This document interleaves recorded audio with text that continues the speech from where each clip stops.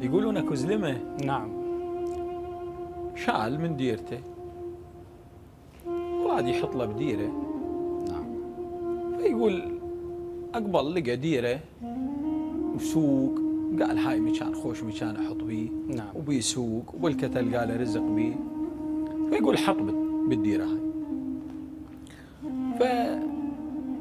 فكمل بيته ونصب بيته. يقولوا راح على السوق، يقول لقى صاحب محل يبيع تمر. نعم. ولقى انواع التمر عنده، من كل انواع التمر موجوده سلالة مسطره. نعم. فصار رايه يشتري تمر. نعم.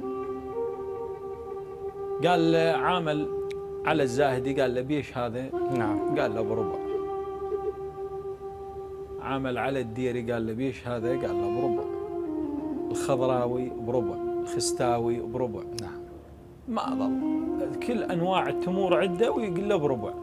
قال ابوي هسه انا رجال اشتري خو افرح تقول لي بربع ومناسب ويناسبني. نعم.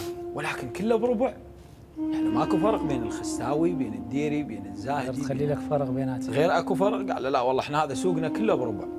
قال ابوي هذا السوق ما يميز التمر الزين من المو زين.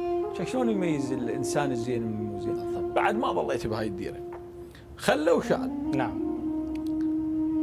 فاحنا من واقعنا عندنا ناس اليوم عندها كلها بربع. نعم. صح. مو نعم. موجوده. فقلت انا هذا الطبع بي وابد ما بدل الطبع. الله الله. زين.